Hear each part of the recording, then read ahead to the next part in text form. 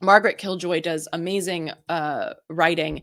You can check out Birds Before the Storm is Margaret's Substack. And Margaret starts out, well, not starts out, but quoting one of my favorite quotes by Antonio Gramsci: "The old world is dying and the new world struggles to be born. Now is the time of monsters." Margaret writes, "I absolutely do not want to celebrate the fact that we are in crisis. It's not good, but it affords certain opportunities, ones that we need to engage with. What we do in the coming 3 months, the coming year, will have enormous impact on the fate of the entire world, the people who live in the world and the ecosystems that are woven across its surface." I know it sounds hyperbolic, but we live in hyperbolic times. Amen, Margaret. She continues, "Acting with agency is the primary way to avoid being traumatized by negative experiences. Whether you win or lose, the act of fighting is enough to help our brains process what has happened." Absolutely. Action is the antidote to despair, right? Fighting to win, in other words, she writes, is the right move whether or not we are likely to win. And to quote Chris Hedges, "I do not fight fascists because I think I will win. I fight them because they are fascists." But Margaret writes, "I actually think that winning is possible. I think we can make the world a better place. I think we can radically transform it." And so she goes on to give some suggestions, and I want to share those with y'all because I think that they are pretty beautiful and important. First off, things don't get done unless you organize them to get done. And that sounds like a Southern idiom, but like it's true. Now is not the time to rely solely on cliques, friend groups, or subcultures. Now is a time to form or join organizations of like-minded people. There will never, another point is there will never be a single strategy that the entire left should use. Like, we have to get rid of this kind of monolithic idea that, okay, the left needs to do this. I hate when people say that shit. It's like, okay, no, the left. I mean, if the left needs to do anything, it's to like stop saying what the left needs to do. There's so many iterations of what that is. And indeed, like, I ask 10 leftists what that means, the left, you'll get 10 different answers. So I think it's really important to recognize that there isn't a monolith, and there doesn't need to be, right? It's kind of like when people say women do this. No. There is no like monolithic experience here or decisions. So it's really important to recognize that, like, whatever you might think is a good tactic or a bad tactic does not need to be echoed by the left. We need organizations that are open to the public. Thank you. Oh my God. Not every organization needs to be open to the public, but an awful lot of them should be. We're attempting to break apart a culture of isolation, and many people who need community or would like to help don't currently have ties to any existing subculture or movement. Our movement needs fewer gatekeepers and more ushers, people who help newcomers find ways to plug in. Yes, thank you. I would not be sitting here right now if I had not been welcomed in when I went to my first protest, Charlotte, North Carolina, an anti-war protest ahead of the Second Iraq War in 2002. If they had been like, well, you don't have the right politics, or why are you here so late at the age of like 15? I mean, I would not be sitting here because I would have been like, well, screw you. Like, your movement sucks. I don't want to be a part of it. We need people to welcome people in and not be like, well, it took you too long to get here, or like, you're not radical enough. Like, stop. Let's find a way to plug people in, meet people where they're at. Because if they're walking into the space, you don't have to go that far to meet them where they're at. To continue, an awful lot of people are newly disillusioned with status quo politics. The right wing has an easy time bringing those people on board, and we need to work harder to bring them on board as well. Thank you. I have long felt that assuming there are two problems. One is a lot of people just assume that like poor white folks, predominantly in the South, I mean, that's what I can speak to because that's where I grew up, are just foregone conclusions for people like Trump. Well, if you treat it like that, they will be, because those are the people that are going to be knocking on doors and talking to people, having beers with them. Those are the people that are engaging with them. We need to be doing that. And so how are we getting into these spaces that are, supposedly foregone conclusions for Trump? And how are we giving people a way to engage in ways that are actually punching up and not punching down? How are we giving people ways to engage with political education and analysis that takes into consideration their lived experiences? That's another thing. I think it's really important to stop just telling people what to think, how to and like how to act What we should really be doing is being like, hey, what's your like, bring your expertise. Okay, you work in fracking. Well, what has that experience been like? Or you're I don't know, you work in the restaurant business.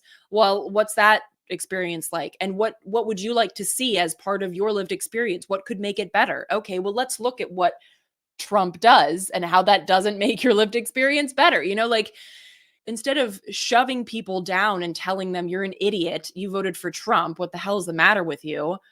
Because I don't know about you, but if somebody did that to me, I'd be like, I'm not listening to you. I've just completely turned off. So better to walk into a space and listen to people and then be like, hey, well, I have some information that might be useful. Like, here, and plant some seeds.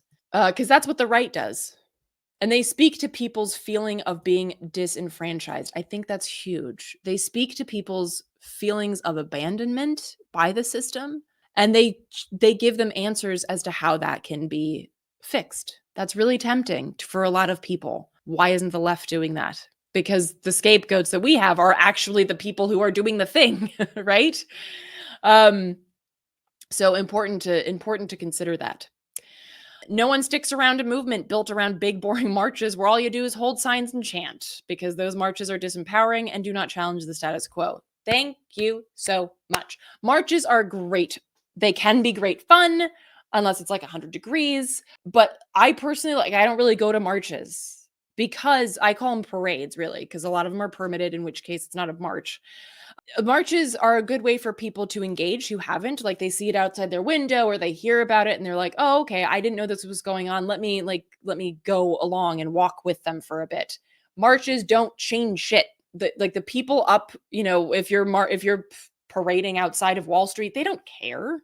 They don't give a shit that you're walking there with your little placard or whatever. Like, they don't care. So spending the majority of our time organizing marches isn't going to change anything. It's not going to change anybody's lived experiences, and people are not dumb. They will start realizing that, and they will drop off and look for the movement, right or left, where they actually feel like things are getting done and where they actually feel like things might change. I love that Margaret writes this several times.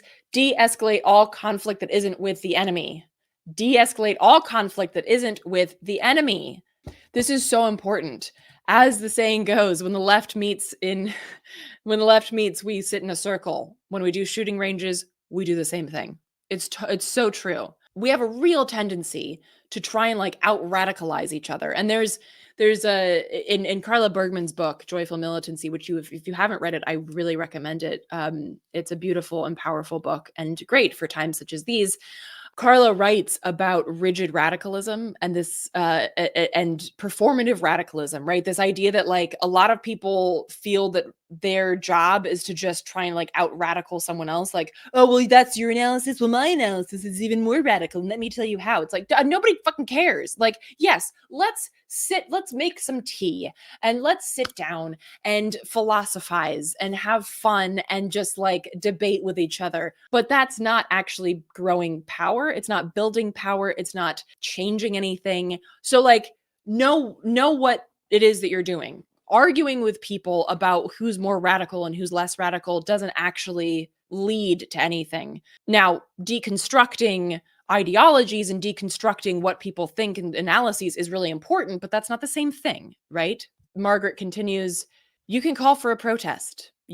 Whoever you are, wherever you are, you can call for a protest. If you live somewhere that already has a culture of protest, you might not need to. We shouldn't replicate work too much. But the way that anything gets done is that people do things, and you might fail. People who don't occasionally fail at things are clearly not trying ambitious enough projects. And I think that this is really important. There's, one example is I was talking to some tree sitters and I asked, how did you get started? And they're like, well, we went for a walk in the woods and we saw that there was this timber harvest tape on this tree. And so we sat in it. Oh, okay. It was not like this grand V for Vendetta plan, right? You don't need that. Another example is there were some protests at the CBP offices, what I like to call the Gestapo, the Border Patrol offices in Washington, D.C. They were just started by a student at American University who was like, hey, I want to do this protest. Is anybody willing to sit and hold space with me? That's it. That was the thing. Nothing like it was you don't have to have these elaborate plans. Sure, we can get to the point where we have elaborate plans, but it's not like you have to have these elaborate plans before you get started, okay? That's just totally unnecessary. Remember that everyone has skin in this game, even if some people have more than others. It's okay to be fighting for your own future as well, whatever your identity. And it's important to not let identity divide us. We shouldn't flatten our differences. We should celebrate them and not let them divide us because, as always, we need to de escalate all conflict that isn't with the enemy. Yes. I love this post so much. We all exist on a spectrum, right? On a political spectrum where we have certain privileges over other people and fewer than others. And that's okay. And it's important to recognize that spectrum while also not letting that spectrum like freeze us into inaction, right?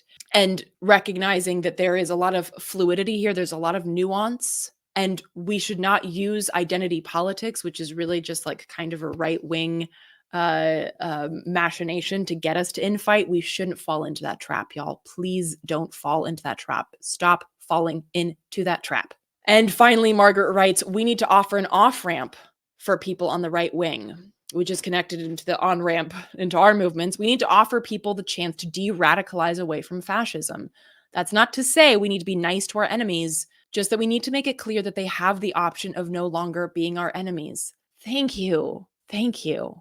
I feel like Margaret is saying so much that I have said for a long time, but like in way more succinct and eloquent terms. There are a lot of people that voted for Trump because they really love his policy. Guess what? I really, really like voted as hard as I could for Obama the first time. Should I be tarred and feathered? I don't think so. And I'm not saying that Trump equals Obama, but my point is that people can grow and change.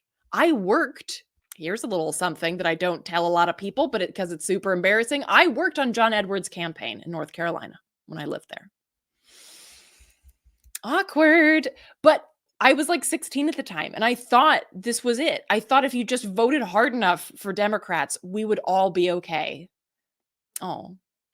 But like people can and do change.